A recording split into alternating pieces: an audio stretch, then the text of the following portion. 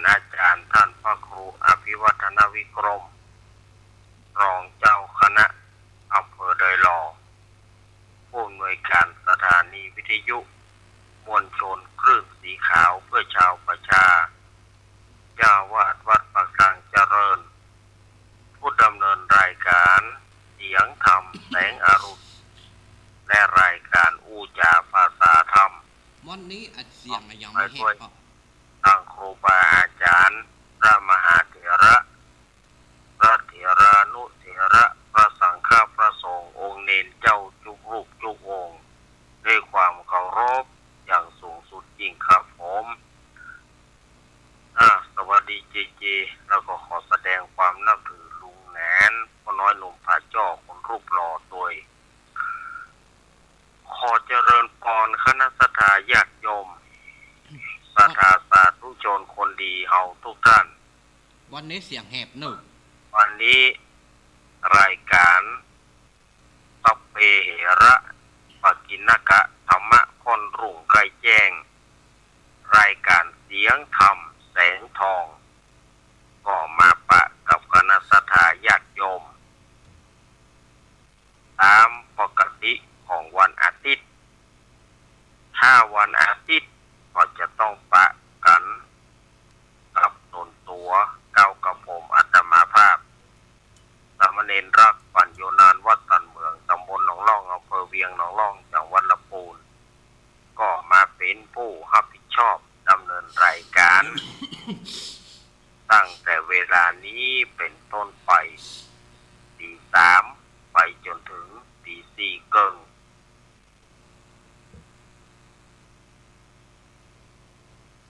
วันนี้ก็ต้องขอสุมาอภัยศรัทธาญาติโยมการของซุ้มเสียงหนึ่งนะวันนี้นะแล้วก็มีปัญหาระบบโทรศัพท์ปัญหาระบบโทรศัพท์มันก็มีเพราะว่าระบบมันปิดกันเน็ตตั้งโทรศัพท์มันล่มถ้าทำเพื่อสมัครโทรฟรีมาได้วันนี้นะมันก็เลยเป็นปัญหาหน่อยวันนี้เพราะว่ามันเป็นระบบเก่าของมันโทรตามข้อเตือนเนี่ยอาตมาจะใช้อัตราถูกนาทีละ7 สตางค์แต่ว่ามันแปลงอย่างพยายามกดอย่างใดมันก็ไม่ได้เพราะว่ามันเป็นระบบของมันปุ้นเนาะมันก็มีปัญหาหน่อยวันนี้ศรัทธาญาติโยมสาธุชนคนดีเฮาก็มาปะกันในวันนี้ก็เป็นวันอาทิตย์เนาะวันอาทิตย์ก็ตั้งแต่เวลาตี 3ถึงตี 4 เกิงเราจะมาปะกันในวันนี้ทางสถานีวิทยุ คลื่นพระพุทธศาสนาการศึกษาและวัฒนธรรม 104.50 วัดไฟหินตำบลสุเทพอำเภอเมืองจังหวัดเชียงใหม่โดยเมตตาธรรมของท่านอาจารย์ท่านพระครูสมุวิสุวัฒน์วรจิโจสถานีวิทยุวัดพระบาทอุดมน้ำบ่อสาวา 100.25 เมกะเฮิรตซ์อำเภอฝางโดยเมตตาธรรมของพระเดชพระคุณหลวงพ่อสุจิตตานุรักษ์ด็อกเตอร์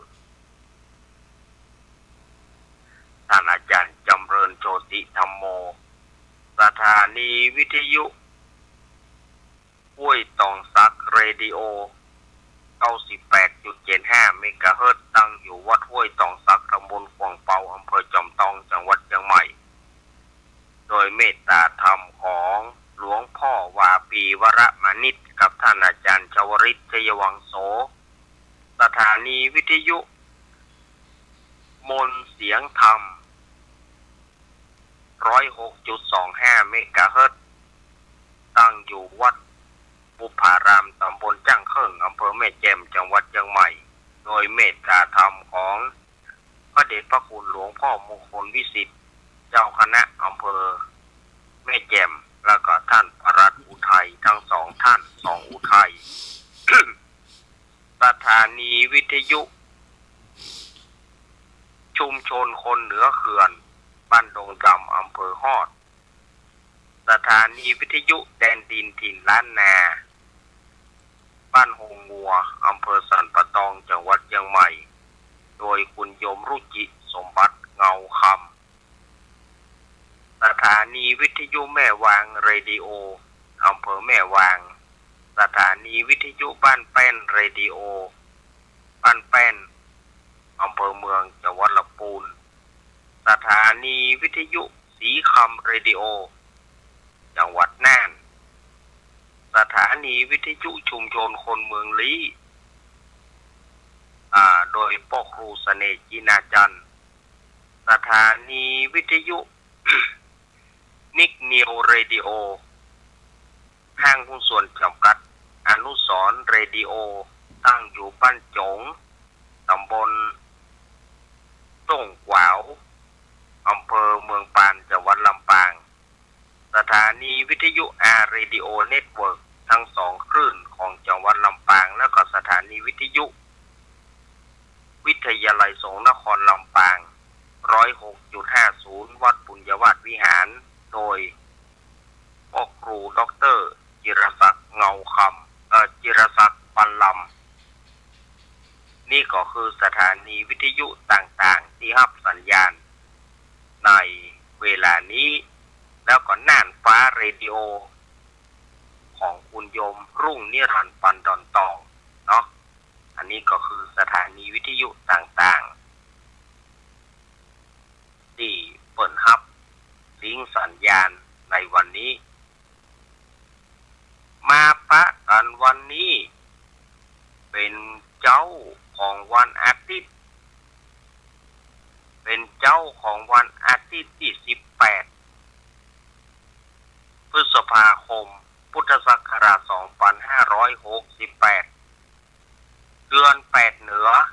เดือน6ใต้แห่งมณี7ค่ำพร่ำว่าเป็นวันอาทิตย์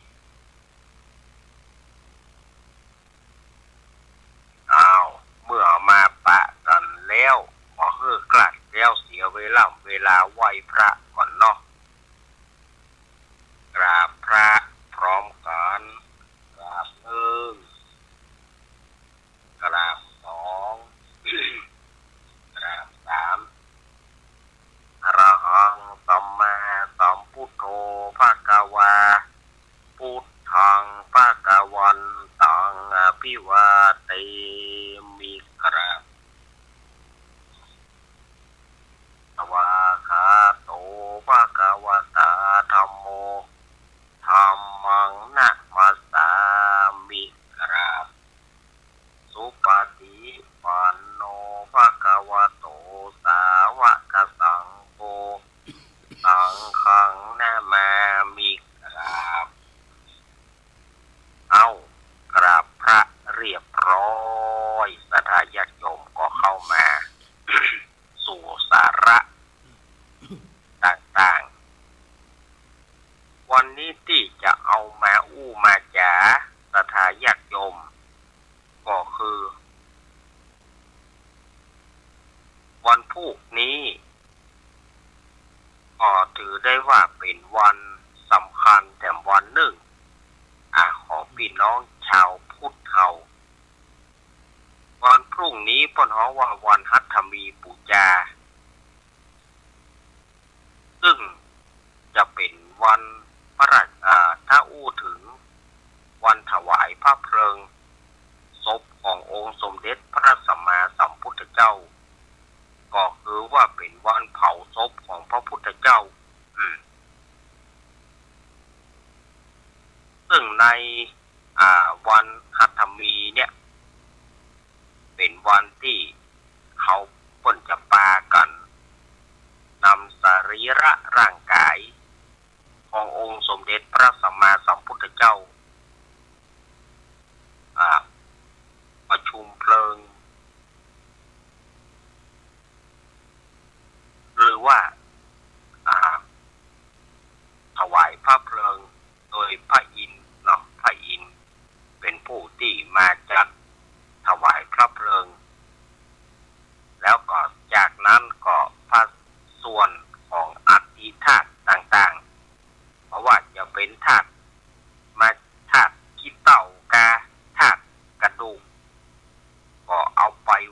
ดำแป้งกัน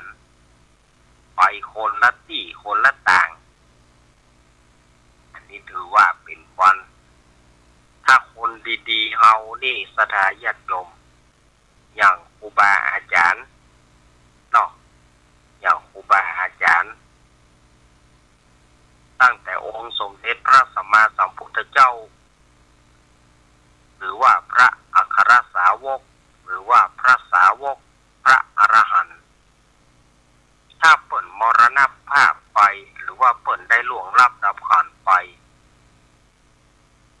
คนก็จะนิยมเอาอธิธาตุเอากระดูกไปเอาไปที่ไหน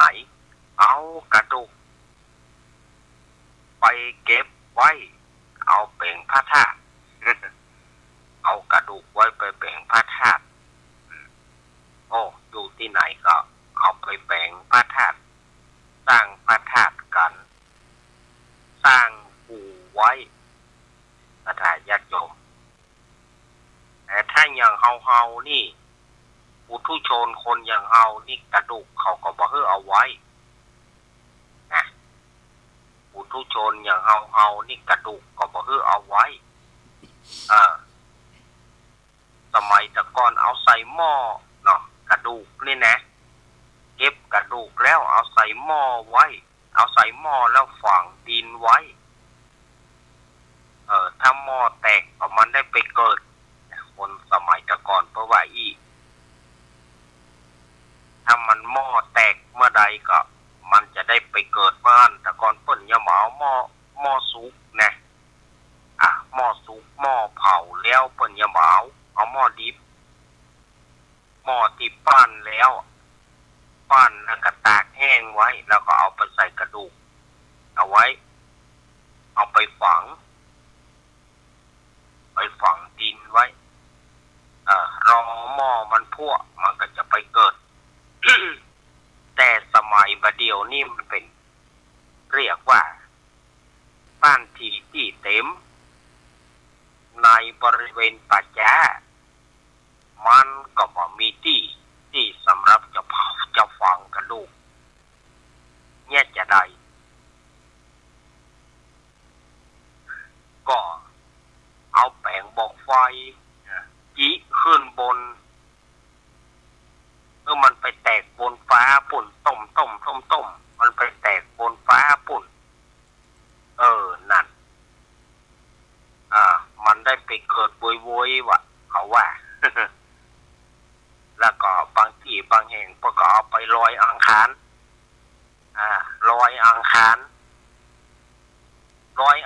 รนี่ก็คือไปลอยน้ำเอาไปลอยน้ำแม่น้ำต่างๆเอาไปลอยเป็นเหยื่อปูเหยื่อปลาไป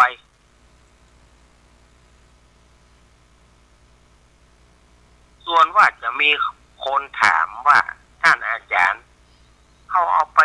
ลอยน้ำหรือว่าไปยิบอกไฟเนี่ยมันจะได้เกิดก่อมันก็แล้วแต่กรรมเปิ้น กรรมโวยกรรมแย่กรรมเปิ้นสร้างนักสร้างน้อยนะโยมเนาะ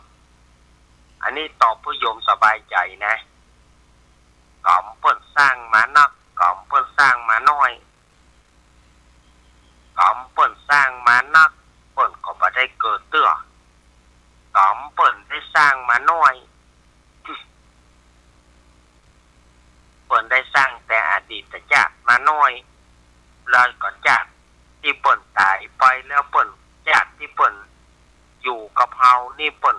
บ่ได้สร้างกรรมมาอย่างนักหนา เปิ้นก็จะปานได้ไปเกิดแต่ถ้ากรรมเก่าของเปิ้นบวกกรรมใหม่ที่ทำนะมันนักหนามันก็นานที่จะได้เกิดอันนี้มัน เป็นวัฏจักรตามธรรมชาติที่ตามธรรมะที่พระพุทธเจ้าเปิ้นอู้มาว่าคนเฮานั้นมันก็แล้วแต่บุญแต่กรรม กรรมนักกรรมน้อยกรรมมีนัก กรรมต้องใจหนี้ต้องไปใจกรรมมันก็เหมือนคนติดคุกติดคอกนั่นแหละสถาญาติโยมคนติดคุกติดคอกมันก็อย่างเดียวกันคดีมันบันนักมันก็ปันได้ป้นคดีมันนักล้ำมันก็ย่อมที่จะนานได้ป้นมันก็เหมือนเดียวกัน หอกในนรกหรือว่าหอกเมืองโคนมันก็ตัดสินกันไปตามนั้นเป็นผู้เป็น นักโทษที่ดีมันก็มีวันออกเป็นนักโทษที่บดีมันก็ย่อมพอมีวันออกมันก็ไปตามนั้นตามรูปแบบนั้นสถาญาติโยมฉะนั้นเราก็จะเงียบจะได้เอาแต่บุญแต่กรรมนะเนอะบางคนว่าถ้าเอากระดูกไปลอยอังคารหัวมันจะไม่ได้เกิดมันไม่ได้อยู่ที่กระดูกแต่มันอยู่ที่ผลบุญหรือว่าผลกรรมที่เปิ้นสร้างมา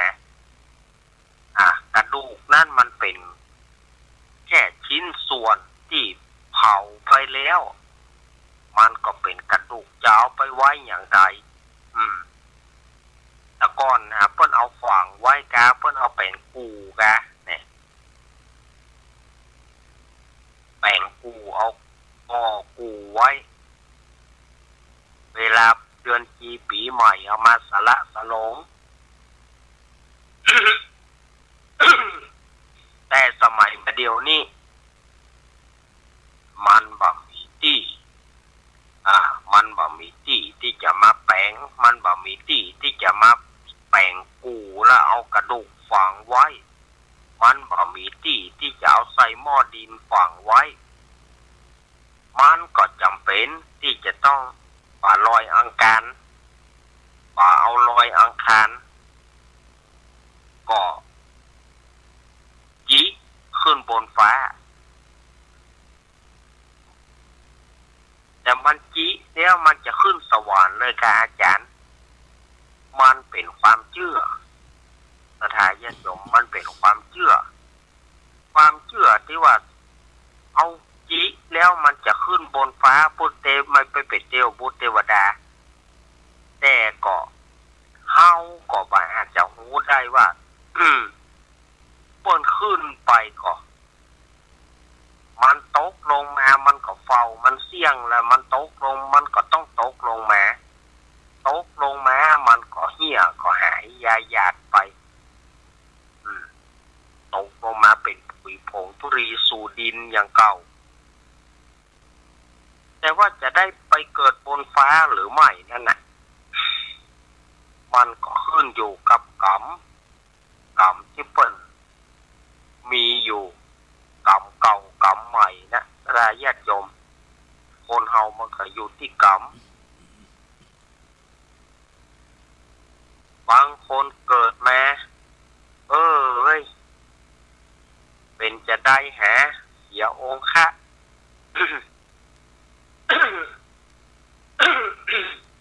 คำว่าเสียองค์ค่ะตัวเนี้ยก็คือหูหนวกตาบอดเกิดออกมาผสมประกอบเกิดออกมาดินงิกมืองอเกิดออกมาพิกลพิการเกิดออกมาหน้าขี้ริ้วขี้เรมันก็เป็นด้วยกรรมทั้งนั้นกรรมที่เราจะต้องชดใช้เอาไปทำอย่างไว้จัดก่อนเขาก็บ่อาจจะรู้ได้ว่าเขาไปทำอย่างจัดก่อนจะมาถามกันประเดี๋ยวเขาก็บ่อาจที่จะตอบกันได้ว่ามันเป็นกรรมเขาจัดใดกรรมเขาไปทำอย่างแม่เขาอู้อย่างมาได้สักอย่างเพราะว่าเขาบอกรู้แต่เขา เขาก็รู้ว่ามันเป็นกรรมท่านบางคนเกิดมาเป็นวิกลจริตเป็นบ้าตั้งแต่น้อยจนถึงเฒ่าก็ว่าก็มันยังบัดตายก็มันยังบัดตายทอดประเดียวก็มันบัดเสี่ยงกรรมมัน แม่นก็บางคนเกิดมาเอาเข้าก็เกิดอุบัติเหตุมาเป็นเจ้าหญิงนิทราเป็นเจ้าชายนิทราลับวันค่ำคืนหุ้งวันค่ำคืนหุ้งรับอยู่ฮั่นนะได้เอาเข้าหล่อสายยางได้เอาน้ำหล่อจากตังสายยางเพื่อกินพ่องว่าบ้านน่าจะเพื่อกินนะมันรับมีฮั่นบ่เพื่อกินมากระต่ายก็จำเป็นที่จะต้องหล่อตังสายยางเอาเข้าเอาน้ำหล่อตังสายยางเพื่อกินก็เพื่อประทังไป มันจะหูก็ มันเป็นพ่อกรรมเก่าเขาไปทำอย่างไว้ มันก็มาตอบไส้ยิ่งคนบะเดียวเป็นถ้าในตามภาษาแพทย์ภาษาหมอก็ว่าเส้นเลือดมันแตกอันนี้เอาภาษาแพทย์นะภาษาวิทยาศาสตร์บอกว่าเส้นเลือดในสมองมันแตกมันจึงบ่ฮู้แต่ถ้าเอาตามหลักพุทธศาสตร์ก็บอกว่ามันเป็นกรรมเฮ้ยกรรมใบกรรมบอดกรรมเนี่ยแล้วเมื่อใดมันจะตายประมาณบาตายแต่เหมาะเนี่ยก็กรรมใบกรรมบอด ก็มันเป็นกรรมสถาญาติโยมอันนี้อาตมาภาพก็ต้องอู้กับสถาญาติโยมตามหลักของพุทธศาสตร์มันเป็นกรรมที่เขาไปสร้างอย่างไว้ที่เขาต้องมาเป็นอย่างนี้ต้องมาเป็นเจ้าหญิงนิทราเจ้าชายนิทรารับไปตลอดกาลพอหูจักจะเสี่ยงบุญซะเถอะ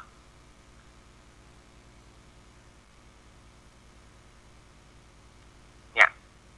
บางคนมันก็ต้องคำสาปเปิ้นจะสาปจะแจ้งมันไว้เจนได้บอกว่ามันเป็นคนบดีคือมันเป็นนี่เนอะคือมันเป็นอย่างนี้เนอะมันก็ต้องเป็นไปตามนั้นพรหมลิขิตกรรมลิขิตซึ่งหลีกเลี่ยงบ่ได้มันเป็นกรรมแล้วเฮาเนี่ยใดแก้อันใดก็บ่ได้มันก็ไปตามยถาของมันเสี่ยงชีวิตมาใดก็โป้นแต่จะโป้นบ่ไปแถมพบหนึ่งจะเจออย่างไรบ่ฮู้ ไปแถมพบหนึ่งจะเจออย่างไรบ่ฮู้เขาก็บ่อาจที่จะฮู้ได้ละเพราะว่ามันต่างพบต่างภูมิกันจุกสถาญาติโยมว่ามันบัดใจว่าบ่ให้บ่ดีนะกรรมนี่นะฉะนั้นเอามาสร้างจะดีกว่า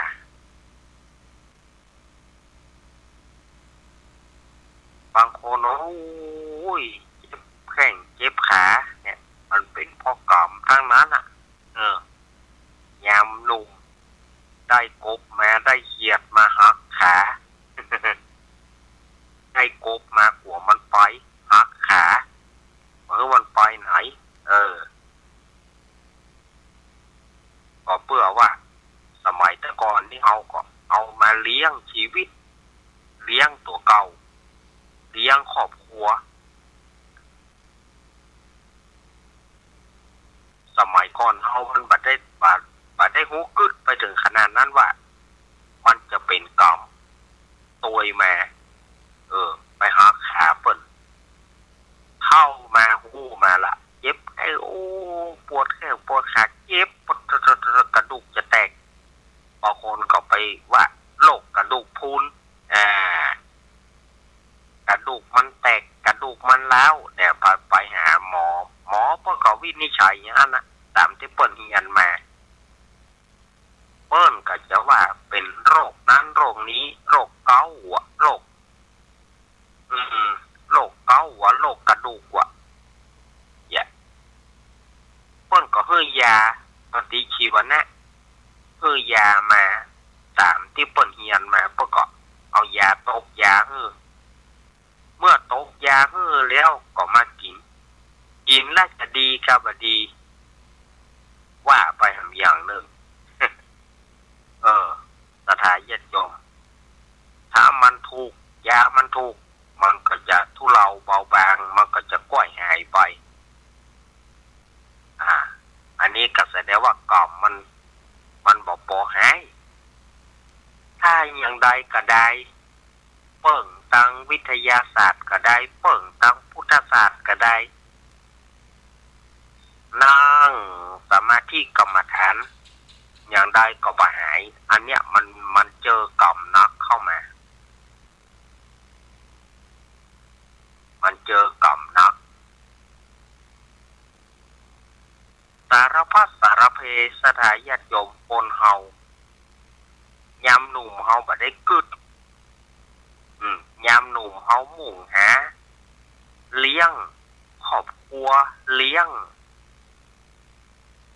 ลูกเลี้ยงเต้าเลี้ยงปี่เลี้ยงน้องมันก็เสาะแห่กันสมัยก่อนปูมีที่ไหน ป่ามีที่ไหนไปฝนตกมาทึดอึ่งมีที่ไหนไปไปเอาแม่พอเท่ามาเอาละเจ็บพันเจ็บนี่ก็แต่สะพ่องก็บอกหูเถอะนะสะพ่องก็บอกหูตัวเตื้อไปอยู่ไปเอาแม่อยู่ไปเสาะหาอยู่ฆ่าสัตว์ตัดชีวิตอยู่บางพ่องบอกหูตัวบอกหูจนเต้าตายก็มีเพราะว่าอวิชชา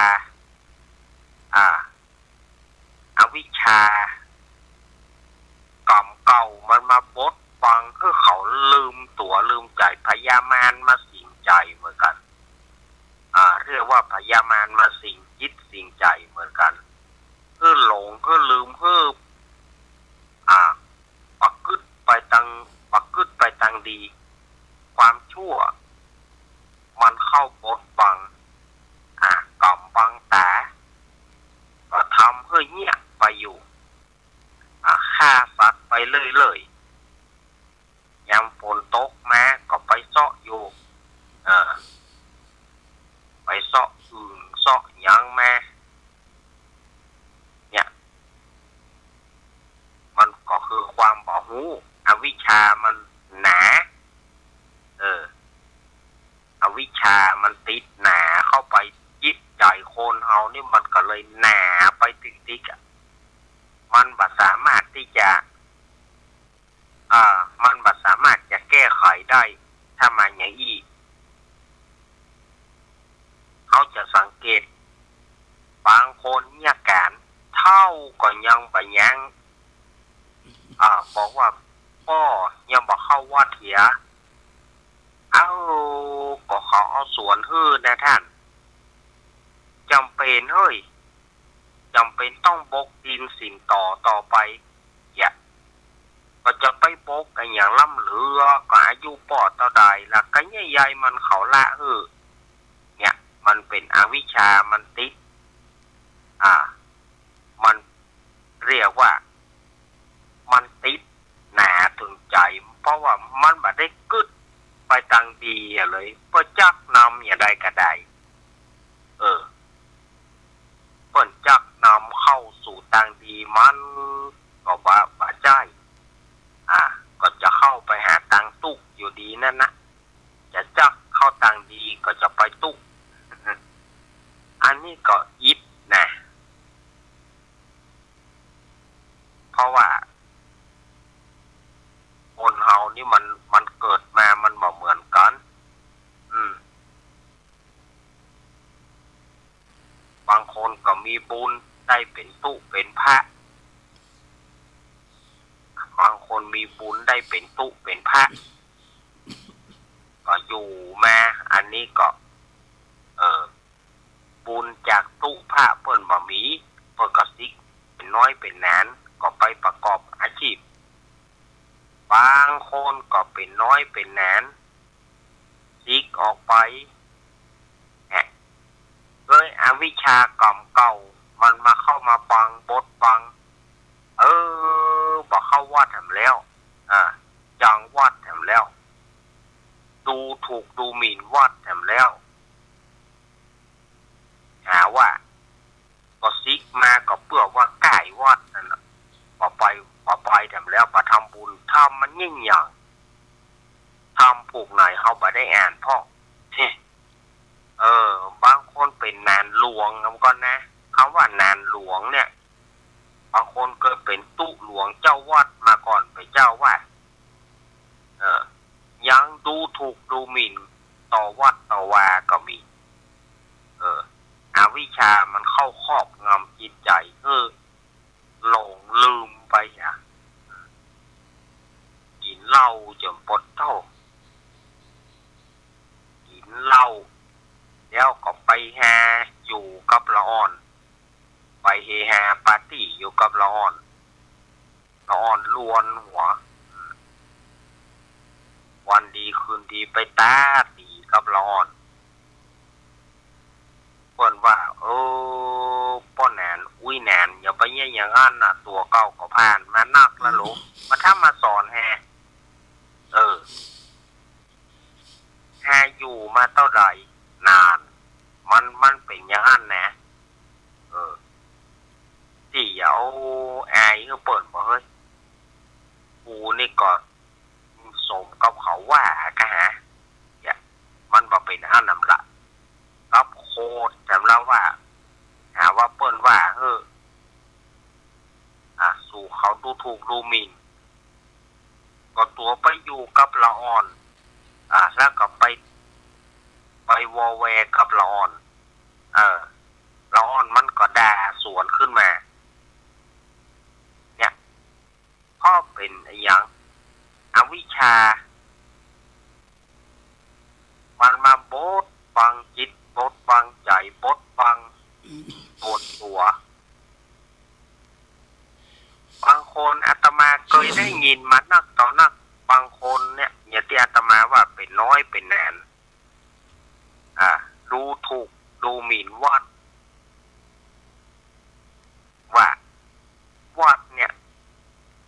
โดยที่บอกกึศใจว่าอาศัยวัดว่าอารามอยู่โดยบอกอาศัยว่าโดยบอกคิดว่าเคยอาศัยที่รับที่นอนเคยอาศัยไหว้พระนบธรรมบางคนบอกได้กึศถึงใกล้วัดทำผูกไหนก็ได้อ่านเขียนก็ได้เขียนแต่ก่อนเขียนทำทรงก่อนได้จะไปเนี่ยอย่างทำผูกไหนก็ได้อ่านพ่ออ่านนี่อ่านตึกแต่ตัวก็ได้ปฏิบัติอ่านนี่อ่านนะอ่านเป็นนกเกี้ยวนกขุนทอง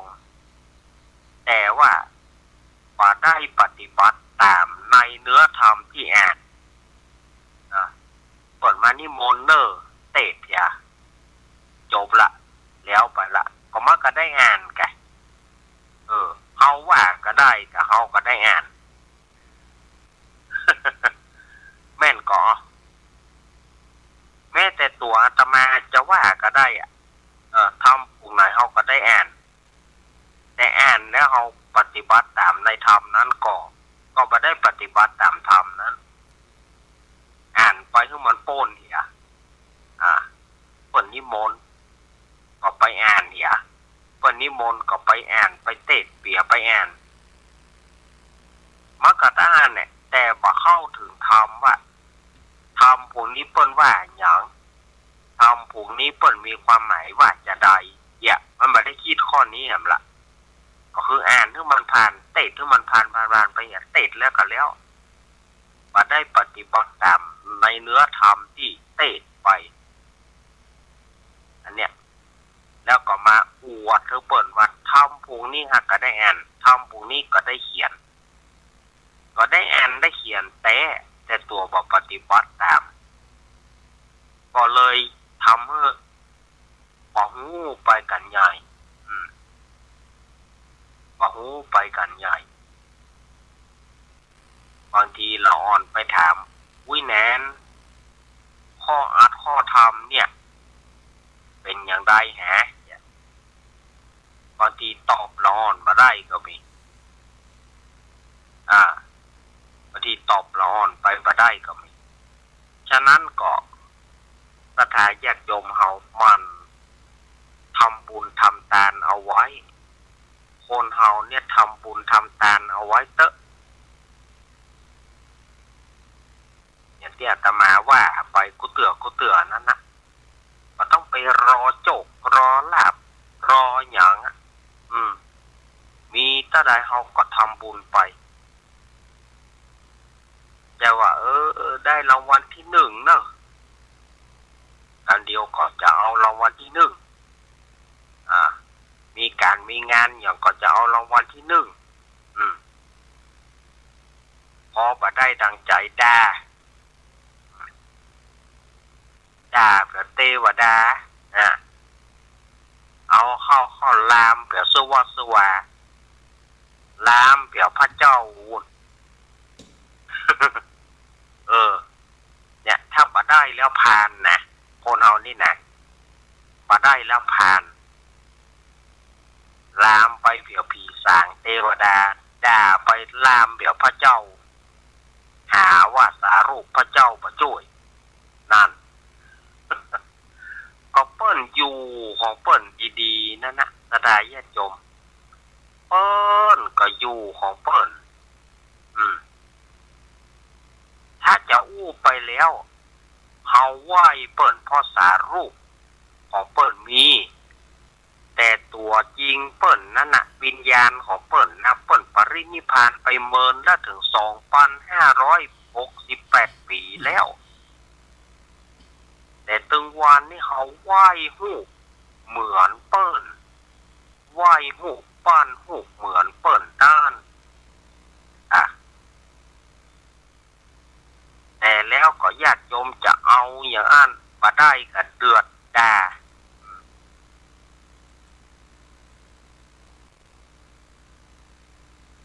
ไปไหว้ล่าตำราไปไหว้คางคกว่ะไปขอโจกเอาคางคก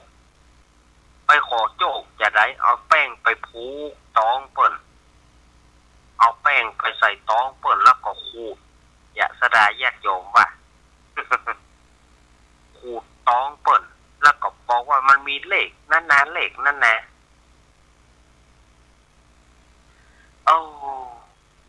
คนบัดเดียวมันจะเป็นอย่างนั้นเรื่องพระเรื่องเจ้าก็กลายเป็นของเล่นไปบางคนก็เอาพระไปขายเอาพระไปขายแล้วก็จุหมู่เดียวกันนะจุว่าเป็นพระที่ได้จากกุฮั่นกุนี่ยิงกับปั้นกันแบ่งกันมา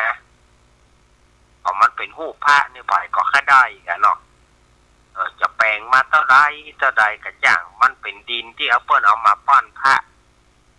มันก็มีคุณค่าตรงที่เป็นพระจะได้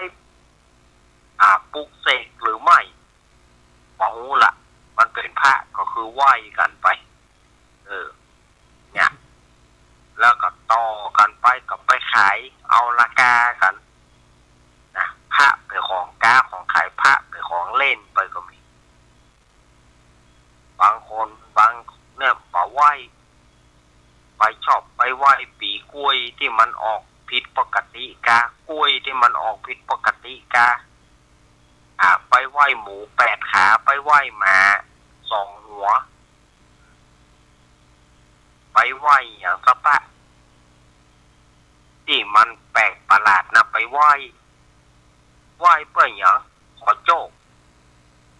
ไหว้เปิ่นหยังขอเลข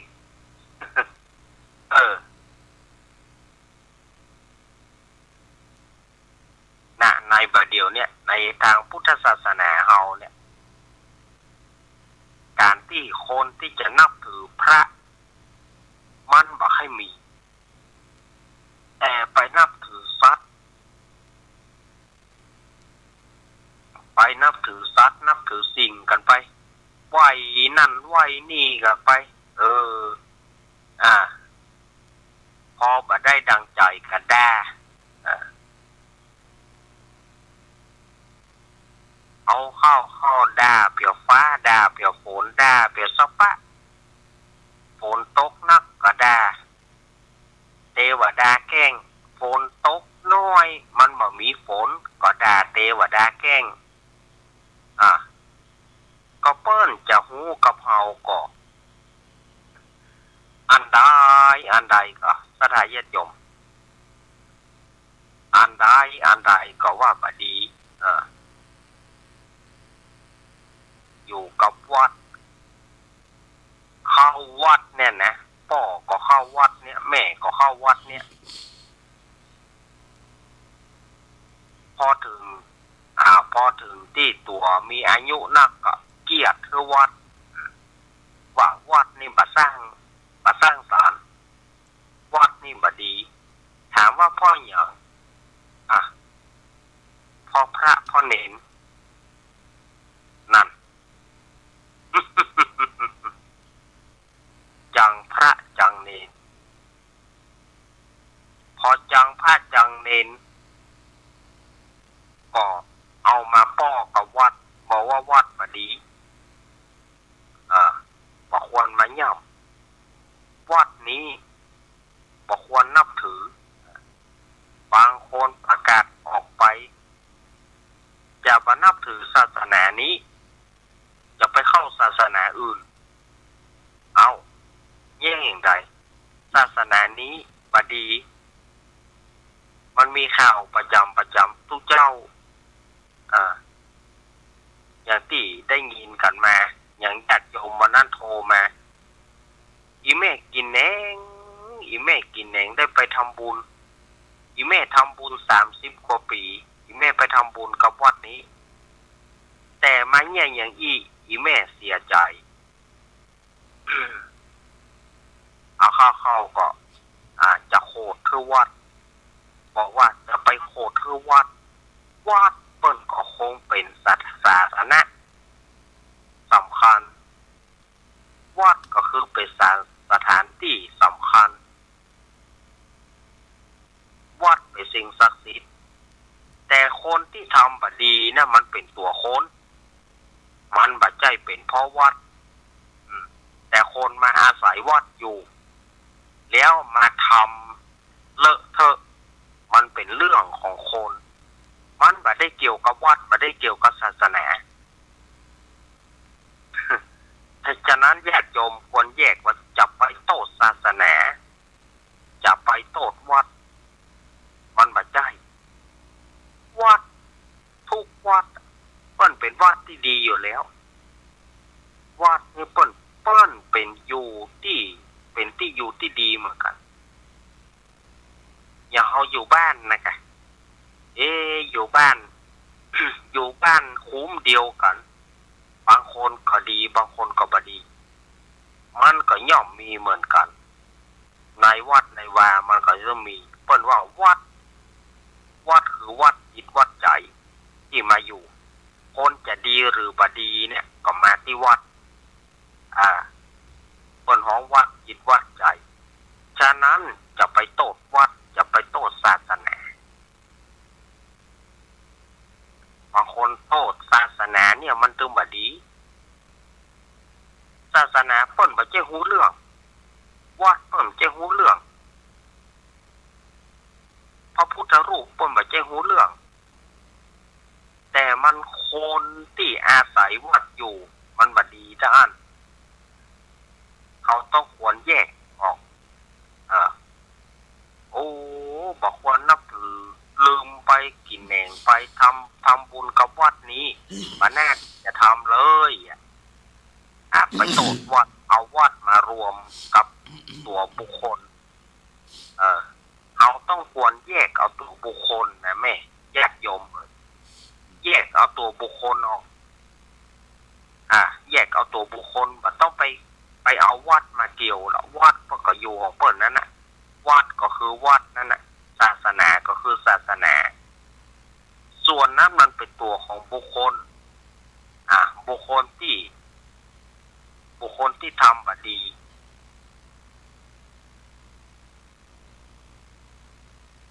เพราะอย่างเขาถึงทำบดีความโลภหารเงินแล้วหารมันเป็นตัวเงินเนี่ยพระพุทธเจ้าเพิ่นถึงบอกว่าอย่าได้จับอย่าได้หยุกเงินทองมาบริโภคนายศีลของสามเณรเพิ่นก็ตึงบอกแล้วว่าอย่าไปหยุกเงินทองมาบริโภคถ้าเขามีแล้วเอาละยุ่งทำละมีแล้วก็ความโลภมันมาเบียดบังตัวเก่าความโลภมันมาบดบังเอาได้น้อยจะเป็นนักได้นักก็เอาไปเล่นไอ้ยาหุผีเบาอาตมาก็ประหยัดจะพอละนักก็เจ็บคอนักก็เสียเวลาแต่ว่าเป็นการบอกเตือนหรือศรัทธาญาติโยมเฮาว่าอย่าประมาทลาสาอย่าไปโทษวัดอย่าไปโทษศาสนานี้บดีเฮาจะเป็นเป้าหมายของศาสนาอื่นที่จะมาทำลายศาสนาเฮาได้ง่ายเขาก็จะว่าคณะศาสนามันยังมาเปลี่ยนเขาจะทำลายศาสนามันก็ง่ายเนี่ยคนเฮาบะเดียวชาวพุทธเฮาบะเดียวโคตรอย่างน้อยก็ไปเปลี่ยนศาสนาโคตรอย่างน้อยก็ไปเปลี่ยนศาสนาก็ทำเพื่อศาสนาอื่นมากลืนกินศาสนาพุทธของเฮาทำเพื่อศาสนาพุทธของเฮานับวันนับจะด้อยไปปัจจัยมันเสื่อมเพราะศาสนาเสื่อมไปตามกาลเวลาแต่มันเสื่อมไปด้วยคนทำให้มันเสื่อมเองเนี่ยศาสนาพุทธของเฮาเนี่ยมันเป็นอย่างนี้เพราะคนเฮาปัจจัยลงศาสนาเอาไว้อย่างประเทศอินเดียเนาะประเทศอินเดียเนี่ยเป็นที่ศาสนาพุทธเจริญรุ่งเรืองศาสนาพุทธเป็นผู้ตั้งศาสนาขึ้นมาแต่ว่าปัจจัยลงศาสนาเอาไว้ก็ย้อนอย่างนั้นก็ไปโทษเอาศาสนาไปโทษเอาวัดวาอารามไปโทษเอานั่นเอานี่เขาก็หนีไปเข้าศาสนาอื่นทั้งที่พุทธศาสนาเจริญขนาดในสมัยนั้นศาสนาพุทธเจริญขนาดในอินเดียแต่ว่าเปิ้ลปัจจัยลงศาสนาเอาไว้ปัจจัยลงอย่างไว้ศาสนาก็เลยเสื่อมไปฉะนั้นศาสนาพุทธเฮามาบังเกิดในไทยแถมศาสนาพุทธเฮามาสร้างความเจริญในไทยแถมขอให้ประเทศไทยเฮาสยามเมืองยิ้มขอให้มันเป็นสยามเมืองยิ้มไปจะไปทำให้ศาสนาเฮามันเสียไปโดยใจเหตุเนาะอันนี้อาตมาฝากไว้นะเรื่องของคนนั่นคนนี่มันบัดดีอย่างนี้ชื่อวัดดังที่เฮาฮู้กันนะวัดมันก็คือเป็นวัดของเปิ้นอยู่วันยะค่ำนั่นนะแต่ว่านั่นมันเป็นตัวคนนั่นมันเป็นตัวบุคคลเขาต้องแยกออกก็ได้ว่าศาสนากับตัวบุคคลนะจะไปเอามารวมเปกันจะได้ ได้ทำบุญมาโอ้อย่างนั้นอย่างนี้ เขาทำบุญแล้วก็ขาดมือเอาไปสาธุไปแล้วก็ต้องเอามาไอ้อย่างแถม ทำบุญไปแล้วก็เลี้ยวไปให้มันเลี้ยวไปให้มันเลี้ยวไป ส่วนนั้นมาเป็นตัวบุคคล บางคนก็บอกเขาทำใจบ่ได้นะท่านอาจารย์ทำใจบ่ได้เนี่ยอย่างทำใจบ่ได้เสียดายทำบุญแล้วบ่ต้องเสียดายมันละเอาคิดว่า อันนั้นคือบุญที่เขาทำแล้วส่วนตัวบุคคลที่เขาทำบ่ดีนั่นนะก็มันเป็นส่วนหนึ่งเขาก็บ่ต้องไปสนใจละญาติโยมเนาะเปิ้นจะเป็นยังไงก็เป็นเรื่องของเปิ้น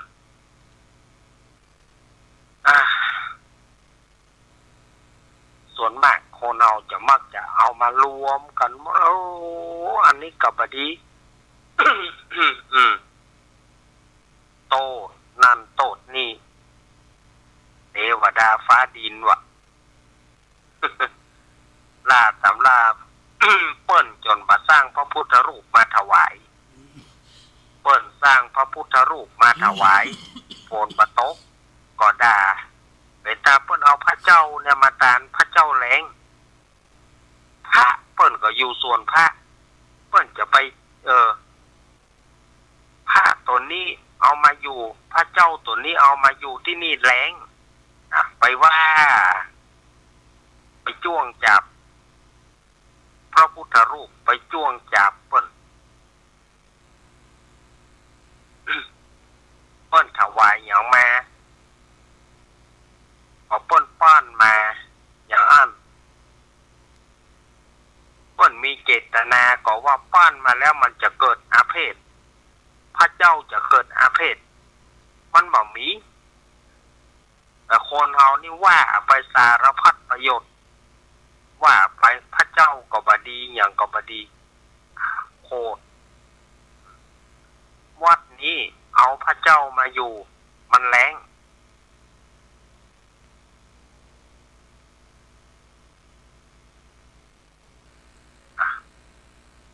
เอาตู้เจ้ามาเป็นตู้หลวงเปิ้นบ่พัฒนาก็ว่าป้อมพัฒนาพ่องอยู่กินบ่ได้คานเปิ้นอยู่เปิ้นพัฒนาก็ว่าเปิ้นน่ะเหมาะ พอบ่ได้ย้างได้จังเขสะทาเนี่ย บึดก็หั่นบึดก็นี่ เปิ้นบ่พัฒนาก็บ่ดีเปิ้นพัฒนาก็ว่าเปิ้นบ่พัฒนาก็ว่าเอาละสถานญาติโยมเวลาช่วงแรกอาตมาหมดไปเดี๋ยวรอเวลาสักกัมอาตมาเปลี่ยนอิริยาบถอาตมาไปฉันน้ำฉันท่ากำเดียวมาปะกันช่วงที่2เนอะตี 4ถึงตี 4เนาะเจริญพร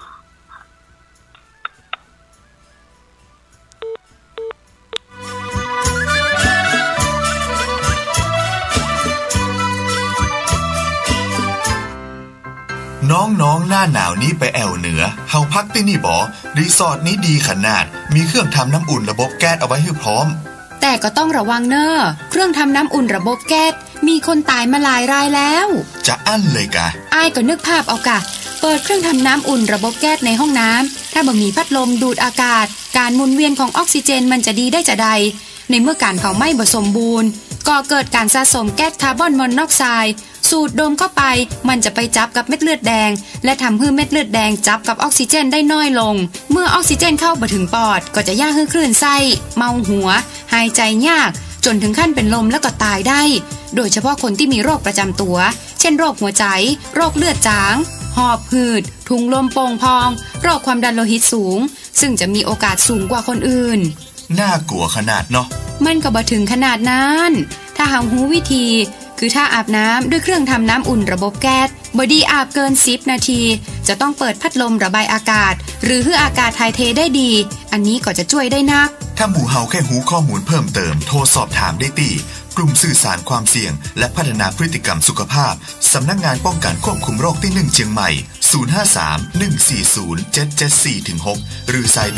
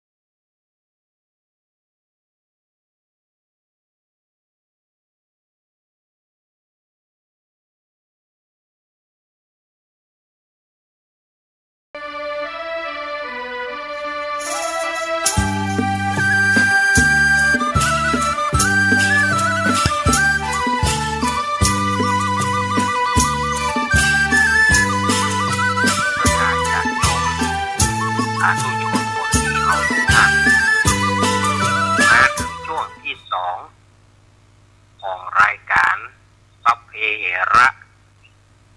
ปกิณกะธรรมะพรรุ่งใกล้แจ้งรายการเสียงธรรมแสงทองปะกันช่วงที่2โดยมีอาตมาภาพสามเณรรักปัญโยนันท์มาปะกับศรัทธาญาติโยมแล้วก็วันผูกแมลงเนอะศรัทธาญาติโยมวันผูกแมลงบ่าย 3 ถึง 5 โมงอาตมาแถมเอามาปลูกนี่ก็จะได้แตนหลวงลุงไป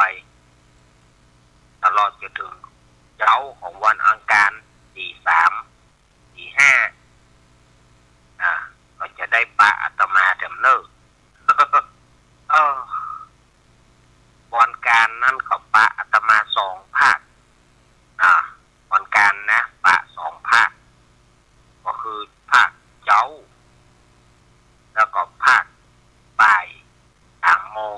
นี้เป็นปกติที่อาตมาจัดมาแต่ว่าจะได้แตนหลวงลุงไปวันพุธบ่าย3 โมงถึง5 โมงวันพุธ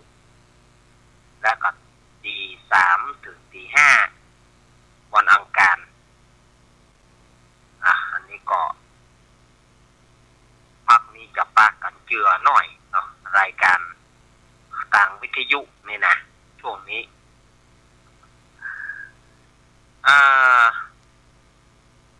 ตอนนี้ไดมอนด์สถานญาติโยมเนาะ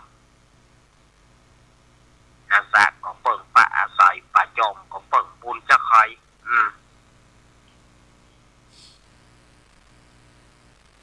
ปะจอมถ้าบ่มีจะใครก็บะล้ำเป็นข้าว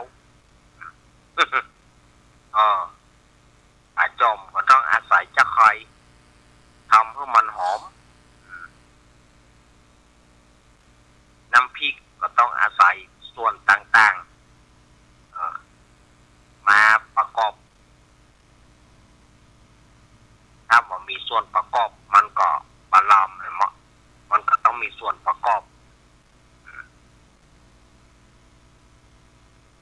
กินนั่นกินนี่ไปกินลาบก็ซ่อนหาผักกับพอมีผักกับมันก็บาลามมีการลาบจะรุ่นอุ่นมากับบาลามมันต้องอาศัยผักกับให้หน่อยอย่างเก่งก็ผักแปมพ่อ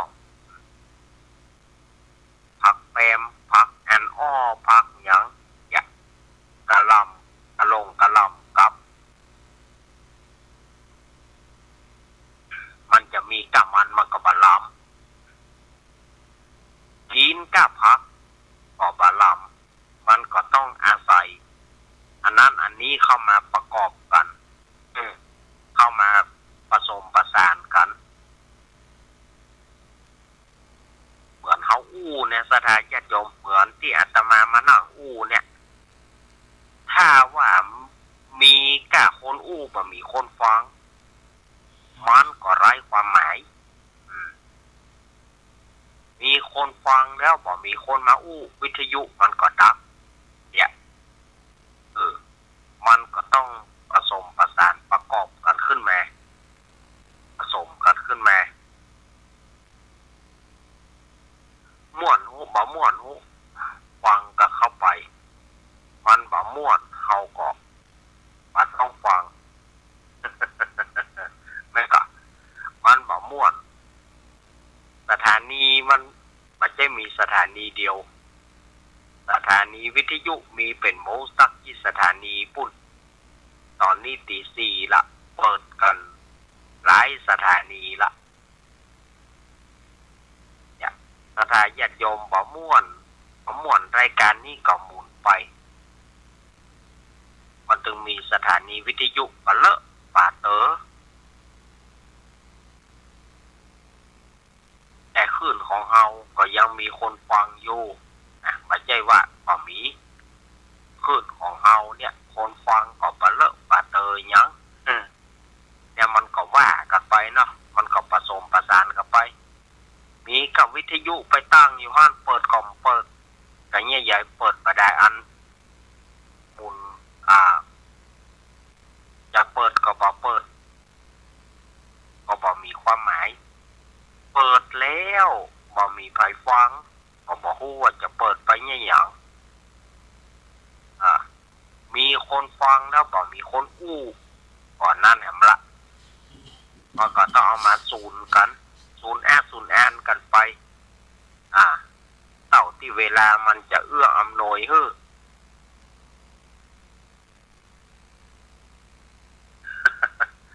อันนี้อาตมาเอามาอู้อย่างอี้เนาะสถานญาติโยมจะไปว่าโอ้วันนี้นี่อู้รุนแรงไปแต่อู้อย่างแหงไปแก่หาก็บ่ได้แหงนะอาตมาก็เอามาอู้คือฟังถึงว่ามันเป็นอย่างอี้บ่เป็นอย่างอี้บ่เนี่ยเนาะสถานญาติโยมก็เข้าใจว่าอาตมาเอามาอู้นี่ปัจจัยว่าคือไผอาตมาบ่ได้ว่าคือกลุ่มหนึ่งกลุ่มใดได้รับความเสียหายบ่ได้ว่าคือคนนั้นคนนี้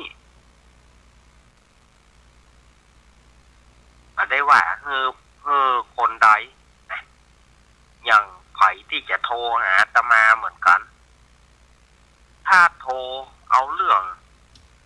ที่เกี่ยวกับคนนั้นคนนี้อาตมาก็บอกจะไปเอาเรื่องของเปิ่นมาอู้ดังอากาศพ่องโคทึ่ลูกก็เต้าเนี่ยเอาลูกเต้ามาเล่าขวัญออกอากาศออกทางโทรศัพท์ลูกบดีอย่างอันอย่างอี้หรือว่าเปื่อนบ้านเล่าขวัญโคตรกับเปื่อนบ้านแล้วเอามาระบาย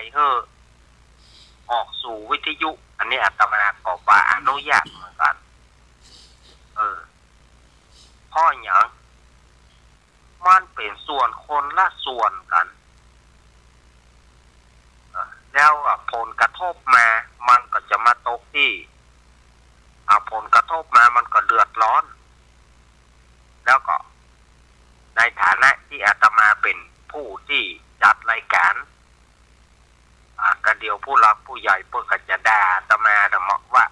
ปล่อยให้เปิ่นอู้ไปเนี่ยหยังยังบัดตัดไปปล่อยให้เปิ่นอู้ไปเนี่ยมันก็เสียฉะนั้นอย่าเสียสีกลุ่มหนึ่งกลุ่มใดให้เสียหายอย่าว่าให้คนหนึ่งคนใดอย่าไปอู้ในต่อหน้าธารกำนันต่อหน้าธารกำนันคือต่อหน้าสาธารณะทั้งหลายจะไปเอามาอู้เพื่อนบ้านคนนั่นอย่างอันเพื่อนบ้านคนนี้อย่างอี้เอามานินทาออกอากาศอันนี้อาตมาบอกเอาถ้าว่ามีอาตมาจะตัดทันทีมีอาตมาจะตัดทันทีจะไปว่าเปิดมันเป็นส่วนของบุคคลเขาบอกควรจะเอามาระบายออกทางวิทยุ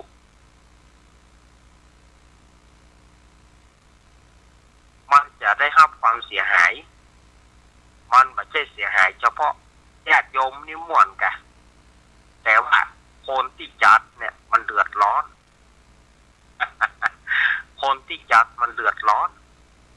คนที่จัดมันบ่ม่วนเพราะว่า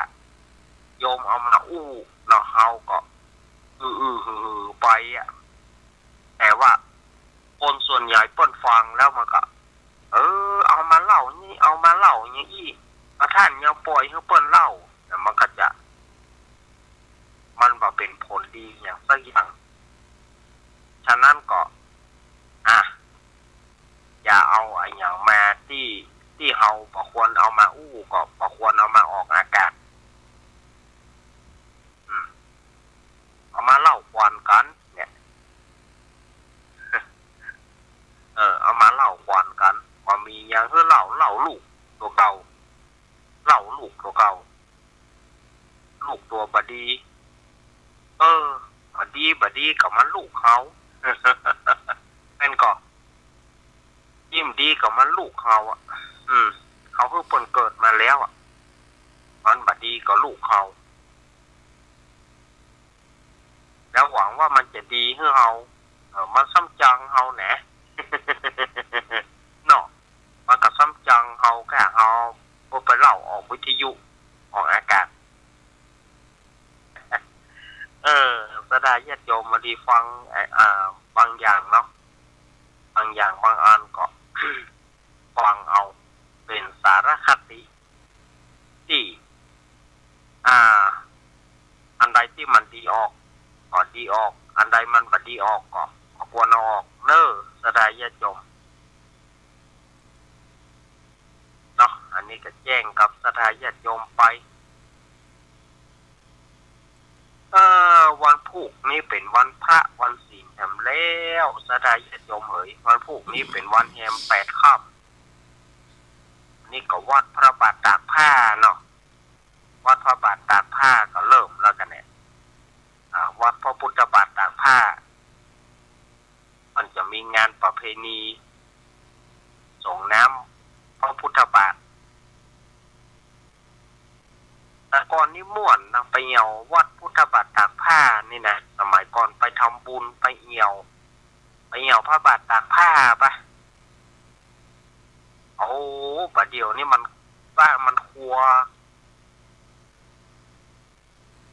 ส่วนมากมันจะเป็นพ่อค้าแม่ขายสถาญาติโยม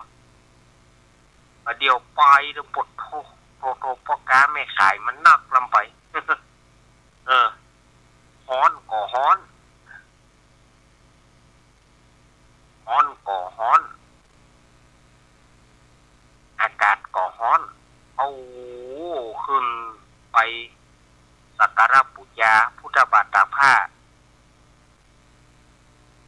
แต่ก่อนนี่ไปเอี่ยวกันหนุ่มสาวไปเอี่ยวกันไปไหว้พระกันไปเอี่ยวกันไปเสาะซื้อนั่นซื้อนี้สมัยก่อนเนาะงานประเพณีกับของขายนี่มันกู้กันนะงานประเพณีกับของค้าของขายนี่มันกู้กันมันหลีกเลี่ยงกันบ่ได้มันก็ต้องมีของขายต่างๆ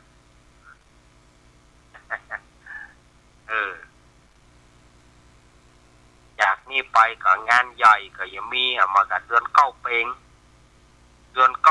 กับไหนห้วยปันจ้อยจำตองนี่ที่เฮาฮู้กันแต่ก่อนนะงานประเพณีต่างๆมันจะมีอย่างเงี้ยห้วยปันจ้อยจำตองพระบาทตากผ้างานหมู่เนี้ยที่เฮาเคยฮู้บัดเดี๋ยวนี้ประเพณีงานประเพณีมันนักใดวัดใดก็มีประเพณีกันหมดเพราะว่าวัดเปิ่นเพราะว่าวัดเฮา มีงานประเพณีกันเปย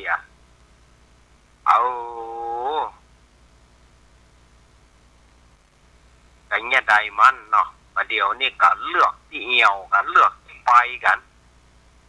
จะไปวัดใดเลือกกันไปเลือกกันไปนั่นวัดนี่สมัยก่อนเขาจะไปเอี่ยวนี่ไปบ้านห้วยจำตองบ้านตากผ้า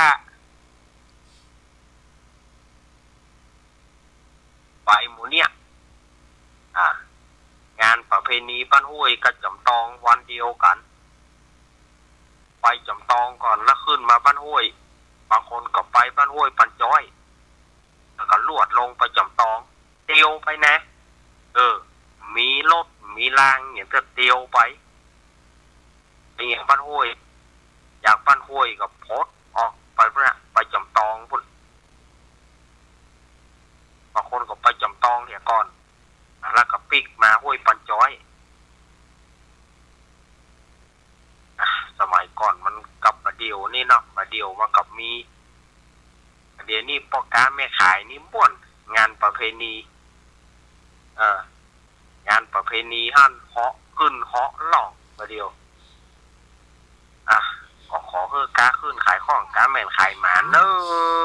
าะกาขึ้นขายของกาแม่นขายหมาพอกาไม่ขายต่างๆเนาะไปทางใดก็ได้จกเหมือนกันหมด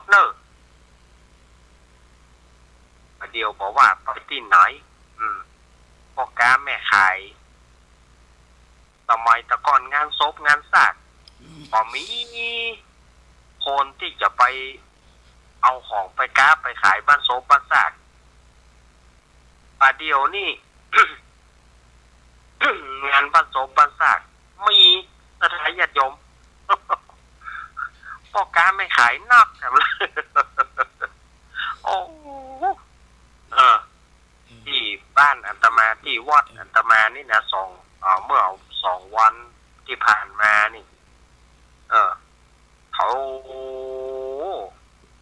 ตกลงว่าปล่อยหรือว่างานขาวดำกันแน่เนาะพ่อกาแม่ขายนักอย่าแตะอย่าว่าสมัยตะก่อนนี่เปิ้นจะมาขายของในงานบ้านศพบ้านซากงานขาวดำนี่เปิ้นมาขายของ ประเดี๋ยวนี่มันทั่วไปละขายของว่ะ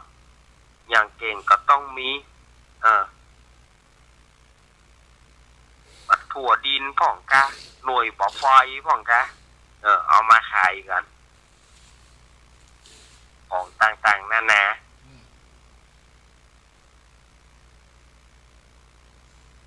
ยเฉพาะพ่อกาแม่กาถั่วดิน ถั่วดินต้มนี่นะพ่อกาแม่กาถั่วดินต้มนี่เอากระเดียวกับเจ้าหนึ่งมากระเดียวกับเจ้าหนึ่งมาของผมเหมาะนะท่าน วันนั้นปอข้ามวันอย่างฮะวันศุกร์ปอข้ามมาขอมาหาอาตมาภาพโอ้ท่านอาจารย์เฮ้ยอ่ะผมจะขายให้3 ถุง 50เอาก็เงี้ยใดพอข้ามพอแรงล่ะอาตมาจะซื้อไปเนี่ยเอาเลี้ยงสถานญาติโยมกะอาตมาก็เอาอย่าถุงพอดีว่าโยมเขามีที่กุฏินี่ก็เลยซื้ออย่าถุง1 ซาวเอาฮือสถาเขากินถั่วดินต้ม มันข้ามแล้วลูกมันจะเมื่อแล้วลูกมันจะเมื่อแล้วนี่ขอขายถั่วดินเถอะ ก็เลยซื้ออย่าถุง1เอาฮือสถาเขากินอันนี้เนอะถั่วดินต้มนี่นะเพิ่นว่ามันเต้งดีนะเอาไปแกะพอคนเดียวเด้อ ก็ตามวิถีชีวิตคนค้าคนขายเฮาวิถีชีวิตต่างๆเนาะวิถีชีวิตต่างๆคนค้าคนขายก็เสาะหาถ้าได้ขายก็ม่วนถ้าไม่ได้ขายก็หน้าแห้งชีวิตของคนค้าคนขายก็เป็นเยอะๆสู้กันต่อไปห้องของม่วงถูกท่านอาจารย์เอ้ยก็เงี้ยอย่างใดมันถูกอย่าโยมว่าแล้วเปิ้นเอาก็เอานะมันถูกก็เอาเจ้าเปิ้นยังเอาก็ขายไปเถอะดีเหลือโยมจะขว้างโยมเอาขว้างแล้วซ่อมบ่มีประโยชน์ซ่อมบ่ได้เศร้าบาทค่าปุ๋ยก็บ่ได้ค่ายาก็บ่ได้ค่าสารก็บ่ได้ถ้าขายยังเผลอๆก็ก้ำค่าสารค่าปุ๋ยค่ายาไปรู้นี่เนาะขายไปเถอะ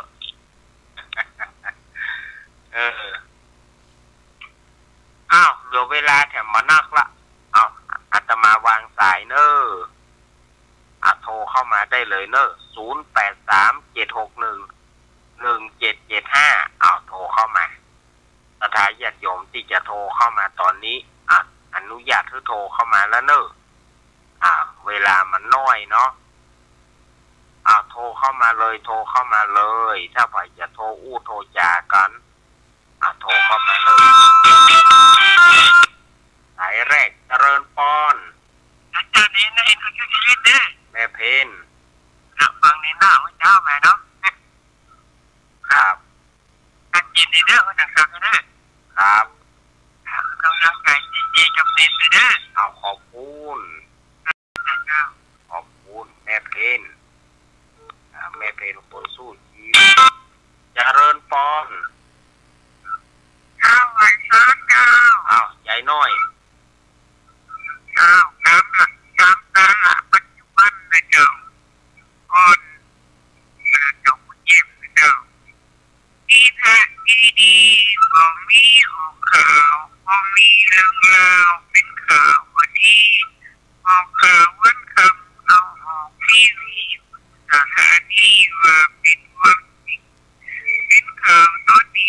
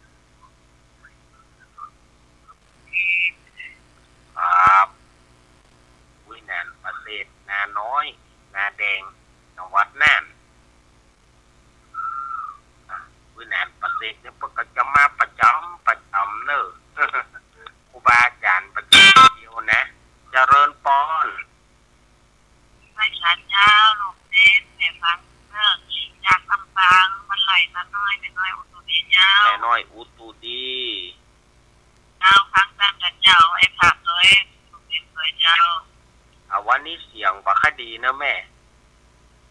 มันโดนละอองตกยาวขึ้นหงเลยเอาตกเนาะยังยาวตกน้ำเดียวเนี่ยเจ้ามันหน้าเปิดแล้วเนาะยาวหน้าเปิดละหน้าเปิดละเกียดเนาะหน้ากะเอายินดีเนอะยาวในเป็นกำลังใจเนอะเอาสาธุจ้าหน่อยทุกดีนี่ก็ลำปางเนอะลำปางก็โทรเข้ามาสถาญาติโยมว่าโทรเข้ามามาจากกันโทรเข้ามาเป็นกำลังใจกันอยู่ที่ไหนก็กันได้นะสมัยประเดี๋ยวสมัยตะกอนวิทยุจะต้องจดหมายไปหากันใจว่าติดต่อสื่อสารกันระหว่างคนฟังกับคนตะกอนที่บ่มีทางจดหมายไปเป็นเดือนเจริญปอน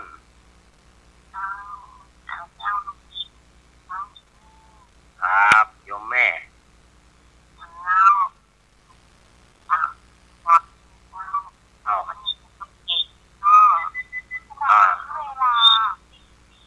ยินดีเนอะแม่